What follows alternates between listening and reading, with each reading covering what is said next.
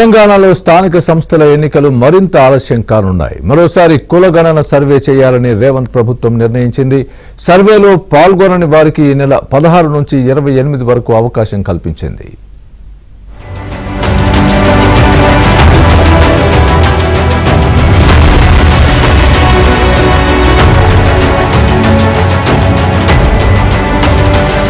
తెలంగాణలో ఈ నెల 15వ తేదీలోపు స్థానిక సంస్థల ఎన్నికల షెడ్యూల్ వెలువడుతుందని భావించారు. కానీ స్థానిక ఎన్నికలు మరింత ఆలస్యమయ్యే సూచనలు కనిపిస్తున్నాయి. మరోసారి కులగణన సర్వే చేయాలని ప్రభుత్వం నిర్ణయించింది.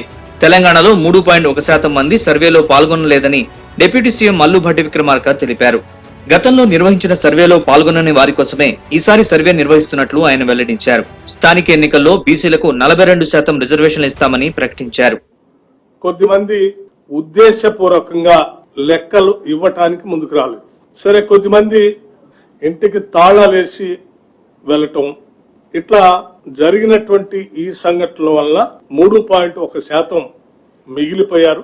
దీన్ని లోతుగా ఆలోచన చేసి రాష్ట్ర ప్రభుత్వం పరిశీలన చేసి ఆ మిగిలిపోయినటువంటి 3.1% ఏ హౌస్ హోల్డ్స్ ఎన్యూమరేషన్ లోకి రాకుండా ఉన్నటువంటి వాళ్ళు ఈరోజు మేము ఇస్తామని ముందుకు వస్తా ఉన్నారు. కాబట్టి వారి కోసం రాష్ట్ర ప్రభుత్వం మరొకసారి ఎన్యూమరేషన్ చేపించుకోవడానికి ఈ లెఫ్ట్ ఓవర్ ఫ్యామిలీస్ కి ఫిబ్రవరి 16వ తారీఖు నుంచి 28వ తారీఖు వరకు ఒక అవకాశం ఇవ్వాలని చెప్పి నిర్ణయం చేసింది. అలాగే కులగణన సర్వే కోసం టోల్ ఫ్రీ నెంబర్ ఏర్పాటు చేస్తామని భట్టి విక్రమార్క చెప్పారు.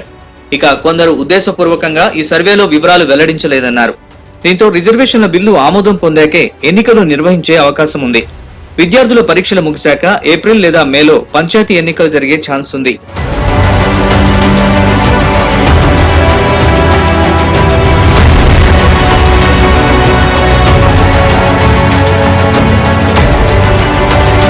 తెలంగాణ రాష్ట్ర వ్యాప్తంగా ఇటీవల కాంగ్రెస్ ప్రభుత్వం కులగణన సర్వే నిర్వహించింది. ఈ సర్వేలో రాష్ట్రంలో బీసీల శాతం స్వల్పంగా తగ్గినట్లు నివేదికలో వెల్లడైంది.